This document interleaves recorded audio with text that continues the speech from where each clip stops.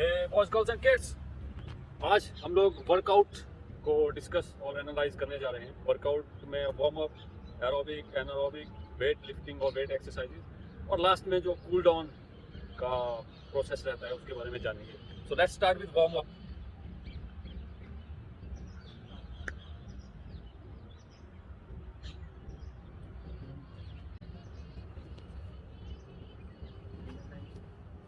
अभी आप स्क्रीन पे वार्म अप का सेशन देख रहे हैं।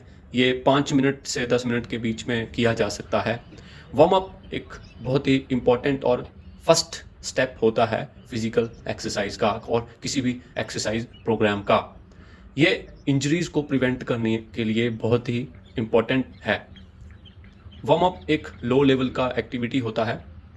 डायनेमिक स्ट्रेचिंग से इसकी शुरुआत की जाती है। इसके अलावा इसमें ब्रिस्क वॉकिंग, स्लो जॉगिंग भी शामिल रहता है। किसी भी तरह की स्ट्रेचिंग या स्टर्नस एक्सरसाइज से पहले इस डायनामिक स्ट्रेचिंग को किया जाता है।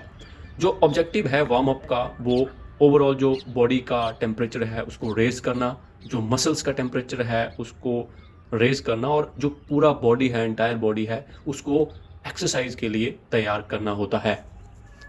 ऐसे ही जो वार्म अप पीरियड होता है वो cardiovascular system, respiratory system, nervous system, muscular system और स्केलेटल सिस्टम को भी तैयार करता है, ग्रेजुअली तैयार करता है आने वाली स्टर्नस एक्सरसाइज के लिए। और इसकी जो नेट ऑक्सीजन डिमांड है इन सिस्टम्स की, उसको भी ये बढ़ाता है। इसके साथ ही जो एथलीट है या कोई इंडिविजुअल है, उसको फिजियोलॉजिकली और साइकोलॉजिकली एक्सरसाइज के लिए तैयार करना भी इसका मेन गोल होता है, वार्म अप का मेन गोल होता है। अगर किसी भी वर्कआउट या कंपटीशन से पहले अच्छे से वार्म अप कर लिया जाए तो उस इंडिविजुअल की, उस एथलीट की जो परफॉर्मेंस है वो और अच्छी रहती है। वार्म अप एक ऐसा प्रोसेस है जो इंडिविजुअल को फिजिकली प्रिपेयर कर देता है क्विक और एफिशिएंट नर्व इम्पल्सिस को झेलने के लिए। इसी तरह वार्म अप में हार्ट रेट एक डिज़ायर्ड लेवल तक रेज कर लिया जाता है, सो दैट जब हम मेन एक्सरसाइज करेंगे तो उसके साथ वो सिंक हो जाए। इसके अलावा अगर हम किसी पर्टिकुलर बॉडी पार्ट का एक्सरसाइज ज़्यादा करने जा रहे हैं तो उस पर्टिकुलर पार्ट का वार्म अप भी अच्छे से कर लिया जाए। वार्म अप के बाद हम लोग होल बॉडी मोबिलिटी और जॉइंट फ्लेक्सिबिलिटी की माइल्ड एक्सरसाइजेज और स्ट्रेचिंग्स शुरू करते हैं। मींस स्ट्रेचिंग्स को वार्म अप में मिलाकर हम और अच्छा रिजल्ट लेने की कोशिश करते हैं। इसमें हम आपके जॉइंट्स और जॉइंट्स के फ्लूइड्स को अच्छे से मोबिलाइज करने की कोशिश करते हैं ताकि जो जॉइंट्स है उनके ऊपर लोड कम आए। आपके हेड से लेकर आपके टो तक हर एक जॉइंट को टारगेट किया जाता है, हर एक जॉइंट के स्पेसिफिक स्ट्रेचिंग किया जाता है ताकि हर एक जॉइंट को प्रिपेयर कर लिया जाए एक्सरसाइज से पहले। ये होल बॉडी मोबिलिटी और जॉइंट फ्लेक्सिबिलिटी की जो स्ट्रेचिंग है वो वार्म अप से थोड़ा हायर लेवल पे रहती है। इसमें थोड़ा और स्पीड से इसको किया जाता है। सो आप देख रहे हैं कैसे ग्रेजुअली हम स्लो एक्टिविटीज़ से हायर और फास्टर एक्टिविटीज़ की तरफ बढ़ रहे हैं। फिजिकली फिटनेस, गेम्स, स्पोर्ट्स ना केवल इंडिविजुअल का कॉन्फिडेंस और फ्लेक्सिबिलिटी बढ़ाती हैं बल्कि उसे अलर्ट और हैप्पी भी रखती हैं। स्कूल्स में फिजिकली फिटनेस का जो पीरियड है उसे केवल एकेडमिक सेशन में एक ब्रेक लेने के लिए ही समझा जाता है। इंडिया में स्पोर्ट्स अभी भी एक लुक्रेटिव ऑप्शन की तरह नहीं समझा जाता। बात चाहे ओलंपिक्स की हो या फिर और दुनिया भर के इंटरनेशनल स्पोर्ट्स मीट्स की, इवेंट्स की, हम लोग उसमें काफ़ी पीछे रहते हैं। इंडिया के पास डेमोग्राफिक एज होने के बावजूद भी हमारा परफॉर्मेंस अच्छा नहीं रहता। इसके पीछे मुख्य वजह अवेयरनेस की कमी ही मानी जाएगी। स्पोर्ट्स और गेम्स ना केवल इंडिविजुअल्स में कोऑपरेशन और डिसिप्लिन क्रिएट करती हैं बल्कि उसको एफिशिएंट बनाकर ओवरऑल जो नेशनल डेवलपमेंट है उसमें एक अच्छा ह्यूमन रिसोर्स क्रिएट करने में भी मदद करती हैं। So warm up, whole body mobility और जॉइंट फ्लेक्सिबिलिटी की एक्सरसाइजेज के बाद बॉडी को स्प्रिंट्स लगाकर एक कल्मिनेशन पॉइंट तक उसका जो वार्म अप है उसको ले जाया जाता है। स्प्रिंट्स लगाकर पूरा बॉडी नेक्स्ट जो स्टर्नस एक्सरसाइजेज हैं उनके लिए तैयार हो जाता है, वो प्रिपेयर हो जाती है स्टर्नस फिजिकल एक्सरसाइज के लिए।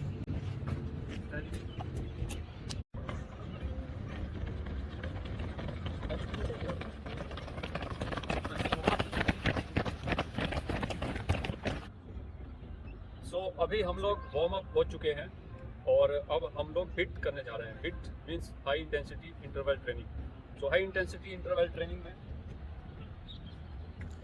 Hit means high intensity interval training एक मॉडर्न साइंटिफिक तरीका है एफिशिएंटली कम टाइम में एक्सरसाइज करने का। हिट करने से जो इपॉक है means post exercise oxygen demand है बॉडी की वो बढ़ जाती है, और इस डिमांड के बढ़ने से जब हमारा बॉडी रेस्ट कर रहा होता है, हम लोग रेस्ट कर रहे होते हैं, तब भी हमारा जो एनर्जी कंजप्शन है, कैलोरीज का कंजप्शन है वो बढ़ा रहता है और ओवरऑल कैलोरीज ज़्यादा कंज्यूम करती है हमारी बॉडी। अब ज़्यादा एनर्जी या ज़्यादा कैलोरी कंज्यूम करने की वजह से ओवरऑल जो वेट है बॉडी का वो कम होता जाता है द पीरियड ऑफ टाइम। तो इसको ज़्यादा एफिशिएंट तरीका माना जाता है वेट मैनेजमेंट का भी। हिट में हम लोग एक्सरसाइज के दौरान अपनी हार्ट रेट को मैक्सिमम हार्ट रेट का 70 to 90% तक लेके जाते हैं। इसके बीच में जो इंटरवल्स होते हैं, मतलब जो रेस्टिंग पीरियड होता है, उसमें हार्ट रेट को मैक्सिमम हार्ट रेट का 60 to 65% रखा जाता है। हार्ट रेट की अगर बात करें तो जब हमारा हार्ट रेट 70% तक रहेगा किसी भी एक्सरसाइज में, तो उस दौरान जो फ्यूल जलेगा हमारी बॉडी में वो 100% फैट से आएगा। अगर हार्ट रेट 70 to 80% होता है मैक्सिमम का, तब 70:30 का ratio fat is to carb रहता है। इसी प्रकार अगर हार्ट रेट 80 to 90% जाता है, तब जो फ्यूल है वो 30:70 की रेशो में फैट और कार्ब आ जाएगा। और अगर हार्ट रेट 90 से 100% के बीच में है मैक्सिमम हार्ट रेट का, तब जो 100% फ्यूल है वो कार्ब से आएगा, ग्लूकोज से आएगा।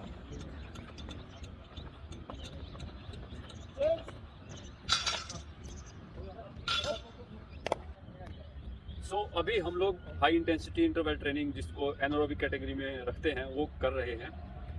फर्स्ट जो हमने किया वो इक्विपमेंट्स के साथ किया। अभी एक बिना इक्विपमेंट्स के भी हाई इंटेंसिटी अचीव कर सकते हैं, हाई इंटेंसिटी इंटरवल ट्रेनिंग को अचीव कर सकते हैं। तो लेट्स सी स्टार्ट। बेसिकली जो सेल्स हैं और जो मसल सेल्स हैं हमारी बॉडी के, उनका जो एनर्जी सोर्स है वो एटीपी होता है, एडिनोसिन ट्राइफॉस्फेट होता है। यह एक मैजिकल केमिकल कंपाउंड है जो जब एडीपी में टूटता है और एक फॉस्फेट रिलीज करता है तो एनर्जी जनरेट करता है, जिसको मसल्स एक्टिविटीज करने में यूज करते हैं। अब ग्लूकोज का जो ग्लाइकोलाइसिस होती है सेल के अंदर, उसी दौरान ये एटीपी बनता है जो एक्सरसाइजेज में हमारे मसल्स का एनर्जी सोर्स का काम करता है। दोस्तों अभी हम हाई इंटेंसिटी वर्कआउट के बाद हडल ड्रिल्स करेंगे। ये हमारी रेंज ऑफ मोशन बढ़ाता है, फ्लेक्सिबिलिटी बढ़ाता है और साथ में ग्लूट मसल्स और फुल बॉडी एक्सरसाइज इसमें होती है। चलिए देखते हैं कैसे।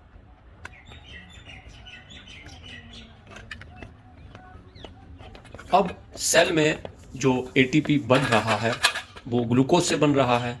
ये ग्लूकोज या तो सेल में प्रेजेंट रहेगा या ग्लाइकोजन की फॉर्म में मसल्स में या लीवर में स्टोर रहता है। जैसे जैसे हम लोग एक्सरसाइज करते रहते हैं तो हमारा लीवर और मसल्स में ग्लाइकोजन स्टोर करने की जो कैपेसिटी है वो बढ़ती जाती है, सो दैट जब हम एक्सरसाइज करें तो रेडी मेड एक तरह से ग्लूकोज मसल्स में अवेलेबल रहे। जब ये ग्लूकोज सोर्स एग्जॉस्ट हो जाता है, तब नेक्स्ट जो सोर्स है फैटी एसिड्स जो है, मतलब फैट जो है, वो यूटिलाइज होना शुरू हो जाता है। सो हम कह सकते हैं कि जो सेल्स हैं, जो मसल सेल्स हैं, उनका मेन जो फूड है वो कार्बोहाइड्रेट्स मीन्स ग्लूकोज, और फिर उसके बाद फैट्स इनका मेन फूड या एनर्जी सोर्स होता है। अब हम फटीग की बात करेंगे।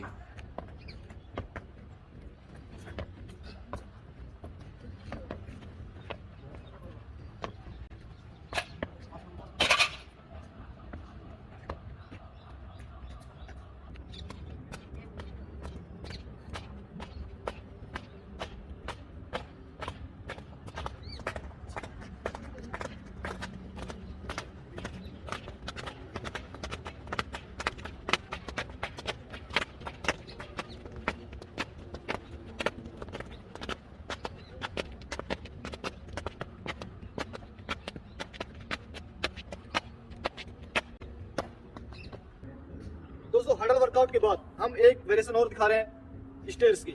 स्टेयर पे हम वर्कआउट कर सकते हैं, जिसके पास हडल्स और इक्विपमेंट नहीं है वो वर्कआउट हम स्टेयर पे भी कर सकते हैं। इसमें हमारी मसल्स डेवलप होंगी और स्ट्रेंथ आएगी। ये देखिए,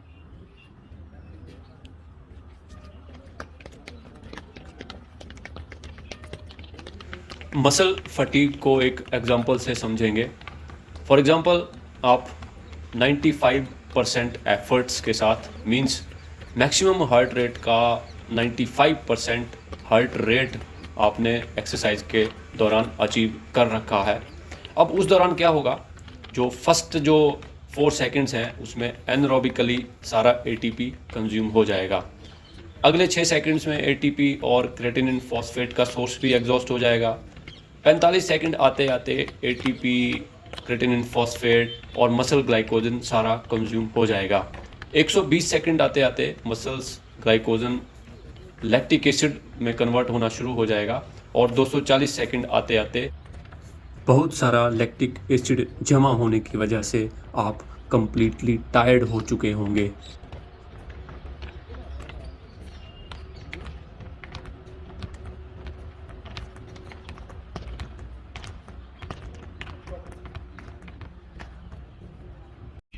अभी दोस्तों हम स्टार्ट करेंगे अपनी वेट ट्रेनिंग। वेट ट्रेनिंग का बेनिफिट हमें ये है, जैसे अपनी जो थाई मसल्स हैं और अपनी ये बाइसेप्स और पूरी बॉडी की मसल्स को बिल्डअप करने के लिए अभी हम स्टार्ट करेंगे। Let's we start. अभी नवप्रीत कौर 40 केजी के साथ फुल स्क्वाट 8 रेपिटेशन लगाएगी। 2 3। इसमें ध्यान में रखने वाली बातें, कमर सीधी, बिल्कुल अंदर की तरफ घुटने सीधे, बॉडी का बैलेंस पूरा बना होना चाहिए। अभी सोने वाला है 8 रेपिटेशन 50 केजी के साथ। पूरा घुटना सीधा, कमर टाइट, सामने देखना। 50 केजी के साथ 8 रेपिटेशन।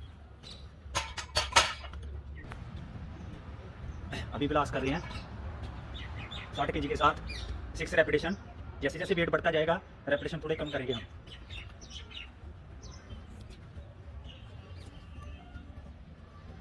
ये हमारी हैमस्ट्रिंग एक्सरसाइज, कोडिसेप मसल, इनके लिए एक्सरसाइज है। अभी न्यूटन कर रहे हैं हमारे 70 केजी के साथ 70 केजी न्यूटन। 6 रेपिटेशन। स्ट्रेंथ के हिसाब से वेट बढ़ता जाएगा।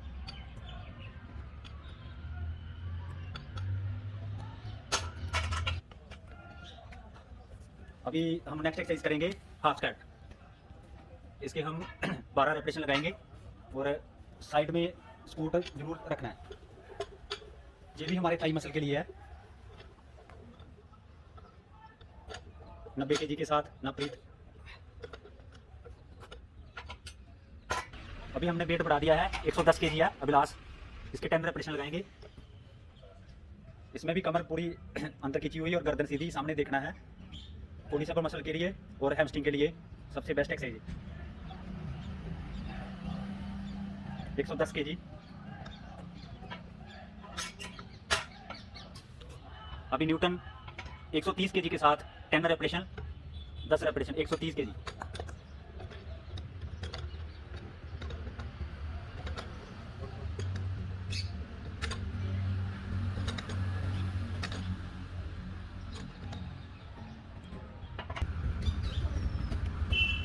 केजी के साथ 5 रेपिटेशन क्लीन। इसमें ध्यान में रखने वाली बातें हैं, कमर सीधी और बाजू पूरे ऊपर तक लेके जाओ। पंजे सीधे, सामने घुटना सीधा।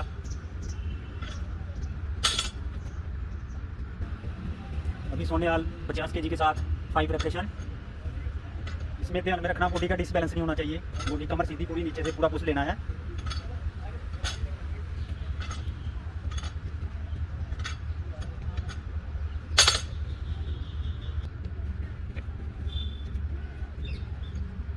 अभी 60 केजी के साथ अभ्यास 5 रेपिटेशन। अपनी बॉडी के हिसाब से आप वेट बढ़ा सकते हो, पावर के हिसाब से।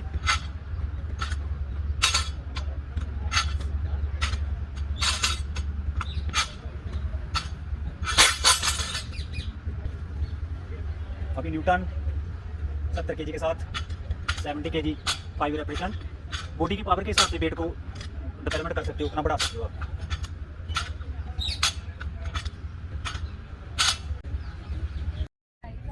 हाय फ्रेंड्स, नेक्स्ट एक्सरसाइज हम करने वाले हैं एरोबिक एक्सरसाइज। इसमें कार्डियोवैस्कुलर फिटनेस, मसल स्ट्रेंथनिंग और फ्लेक्सिबिलिटी होता है। तो शुरू करने से पहले हम रनिंग कर लेते हैं। तो लेट्स स्टार्ट। सो ओवरऑल आपको एरोबिक एक्सरसाइजेज में 70% of your maximum heart rate के साथ वर्कआउट करना है, जिससे आपका जो बॉडी फैट है वो बर्न होगा। और लैक्टिक एसिड को अवॉइड करने के लिए आपको इंटरवल्स में एक्सरसाइज करना है। मींस फॉर एग्जांपल, अगर आप 5 किलोमीटर रनिंग करते हैं with 70% of your maximum heart rate, then उसके बाद आपको 3 से 5 मिनट का रिकवरी पीरियड देना है।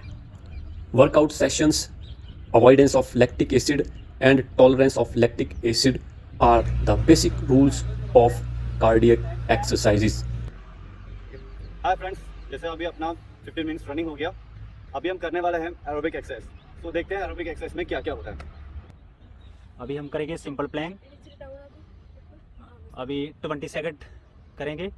आप बढ़ा भी सकते हैं इसको, जैसे जैसे पावर बढ़ती जाएगी तो हम 40 सेकंड 1 मिनट तक लेके जा सकते हैं। ये सबसे बढ़िया है। इसमें ध्यान रखना, कमर पूरी एक वो बॉडी पैरेलल होनी चाहिए और गर्दन सामने, बॉडी का बैलेंस होना चाहिए, एक जगह में रखना है। हम 20 से 40 सेकंड तक कर सकते हैं इसको। नेक्स्ट एक्सरसाइज,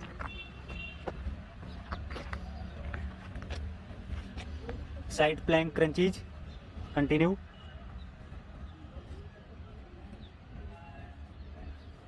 हमारी जो साइड की फैट होती है वो भी चली जाती है इससे। ये हम कम से कम 20 सेकंड नहीं तो 40 सेकंड कर सकते हैं। Next, B set crunches. B set crunches करेंगे, ये भी 20 सेकंड। और जैसे जैसे आपकी डेवलपमेंट होती है बॉडी, उसके हिसाब से आपने बढ़ाते जाना है। 30 सेकंड, 40 सेकंड, ये अप डाउन के लिए है। Next exercise, mountain climb. Mountain climb ये भी हमारे टम्मी को कम करता है। ये भी 20 सेकंड से 40 सेकंड के बीच में आप कर सकते हो। जैसे जैसे पावर बढ़ेगी तो बढ़ाते जाना उसको। Next exercise, simple plank with hip rotation. ये भी हमारे साइड में जो फैट है उसके लिए, फैट को रिड्यूस करने के लिए बहुत अच्छी एक्सरसाइज है। ये भी 20 सेकंड से 40 सेकंड के बीच में। Next exercise, pendulum.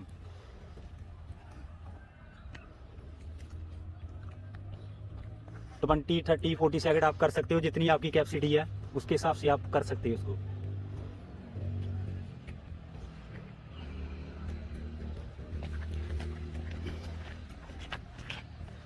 Next exercise, simple pushup. ये शोल्डर का, कमर का पूरा एक्सरसाइज है।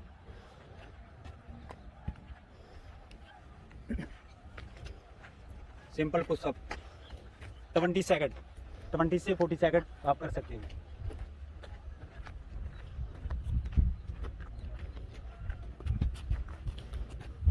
Russian twist with medicine ball. Russian twist with medicine ball के साथ आप 20 सेकंड, 30 सेकंड, 40 सेकंड कर सकते हो।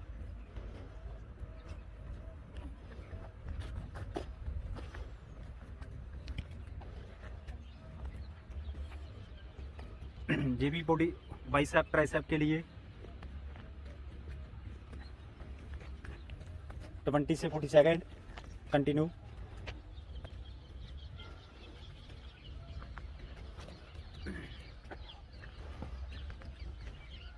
फुल स्क्वाट 20 से 40 सेकंड। फुल स्क्वाट लगाएंगे 20 से भी थाई मसल के लिए है, हैमस्ट्रिंग के लिए।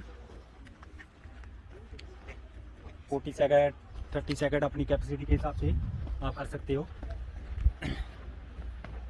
स्क्वाट जंप ये भी अपने हैमस्ट्रिंग काफ मसल के लिए सबसे बेस्ट एक्सरसाइज है। ये अपनी बॉडी की कैपेसिटी के हिसाब से आप कर सकते हो, 20 सेकंड, 30 सेकंड। अभी हम किए हैं एरोबिक एक्सरसाइज। जो इनिशियल प्लेयर होता है, जो भी एथलीट्स, वो दो सेट कर सकते हैं, 1 से 2 सेट। जो वेल एडवांस होता है, जो पहले से कर रहे हैं, वो 2 से 3 सेट तक कर सकते हैं। अभी हम वर्कआउट के बाद कूल डाउन करेंगे। कूल डाउन जो हमारी बॉडी के अंदर जो हार्ट बीट आपको जा रखी है उसको नॉर्मल लाने के लिए हम कूल डाउन करेंगे और स्ट्रेचिंग करेंगे। जो हमारी बॉडी के अंदर लैक्टिक एसिड जमा होता है ना, उसको निकालने के लिए और नेक्स्ट वर्कआउट को तैयार करने के लिए हम अभी कूल डाउन और स्ट्रेचिंग करेंगे।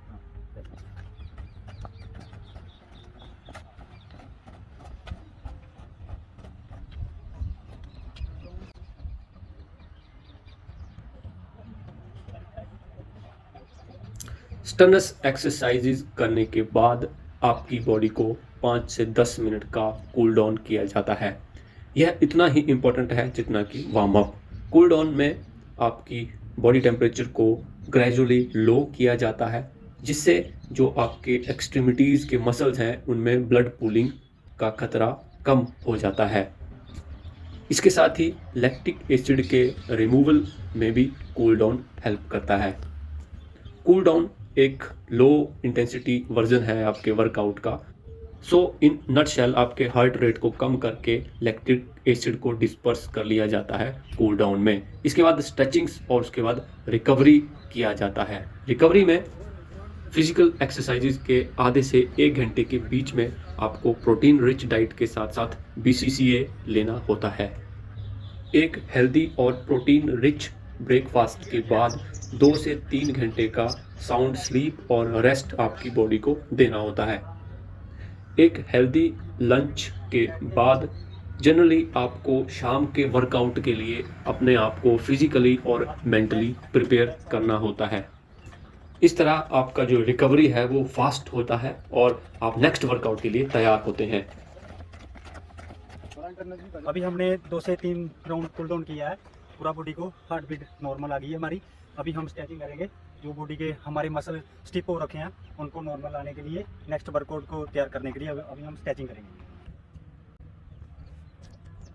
फर्स्ट स्ट्रेचिंग है हमारी, इसमें हमारा काफ का, हैमस्ट्रिंग का, कमर का पूरा स्ट्रेच हो रहा है। इसको कम से कम हम 20 सेकंड तक होल्ड रखेंगे।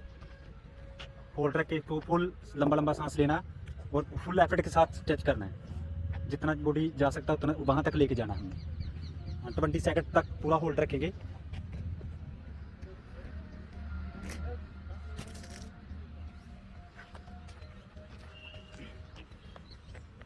नेक्स्ट एक्सरसाइज है ये स्ट्रेचिंग का। इसमें पूरा ग्रोइंग मसल का, कमर का पूरा स्ट्रेच है। हमारे जो छोटे पार्ट होते हैं बॉडी के उनकी स्ट्रेचिंग नहीं होती, जैसे ग्रोइंग अडक्टर हो गया, ग्लूटियस हो गया।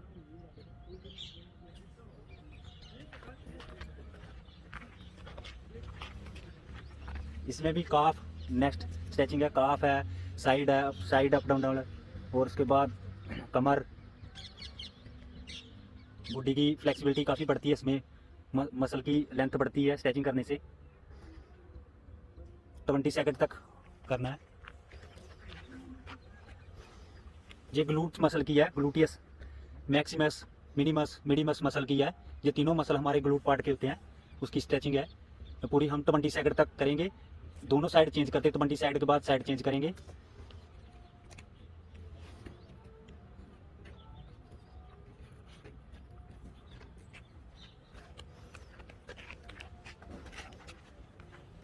नेक्स्ट एक्सरसाइज है, ये भी हमारा जो साइड ग्लूटियस है ना, पूरा टोटल ग्लूटियस का, कमर का पूरा स्ट्रेच आएगा। इसको भी 20 सेकंड, 30 सेकंड तक होल्ड रखेंगे। जो हमारी बॉडी के अंदर लैक्टिक एसिड जमा होता है ना, वो निकल जाता है इससे।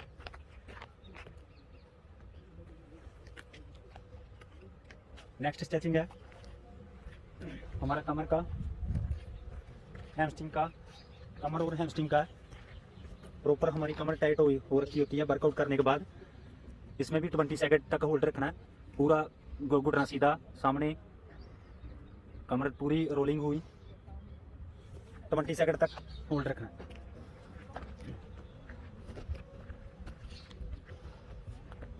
नेक्स्ट ये हमारा हैमस्ट्रिंग का है टोटल। हैमस्ट्रिंग जमा होता है, हैमस्ट्रिंग में जितना भी मसल काफ़ी टाइट होता है उसको रिलैक्स करने के लिए। अभी 5 टाइम कर सकते हैं हम। 5 टाइम डाउन था पहले, अभी 5 टाइम डाउन करके किया। अभी लेग चेंज करेंगे। हाँ 1 2 3 4 5। अभी चेंज। ये कोडिसेप मसल का है पूरा स्ट्रेच। ये 20 सेकंड तक होल्ड रखेंगे।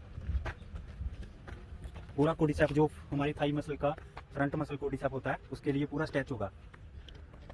जितने भी टाइट मसल हैं वो आगे वाला जो फ्रंट मसल है टाइट है और रिलैक्स हो जाएगा।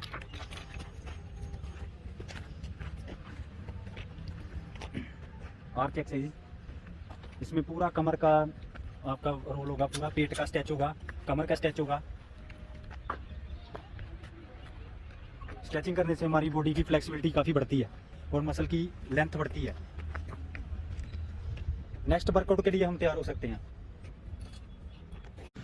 सो वार्म अप से लेकर कूल डाउन तक हम लोगों ने high intensive interval training, aerobic exercises, hurdle exercises और वेट ट्रेनिंग किया। हम लोग वार्म अप के बाद कोई सा भी एक्सरसाइज चूज कर सकते हैं अपने जो एक्सरसाइज रिजीम है उसमें, जो भी आपको फिट बैठता है। और लास्ट में कूल डाउन के बाद स्ट्रेचिंग्स करने से हमारा जो रिजीम है वो कंप्लीट हो जाता है। इस तरह से हम लोग जो बेसिक एक्सरसाइजेज है जो एक एथलीट फॉलो करता है या एक फिजिकली एक्टिव पर्सन फॉलो करता है वो हम इस वीडियो में देखा उसको। इसके साथ ही हमने ये भी देखा जो स्केड्यूल रहता है एक फिजिकली एक्टिव पर्सन का, वो कैसे उसको 24 आवर्स में कैसे वो स्केड्यूल बना रहता है। तो आप इसको फॉलो करो, इसके साथ जियो। अगले वीडियो में अगले टॉपिक पे मिलेंगे। Till then take care. जय हिंद।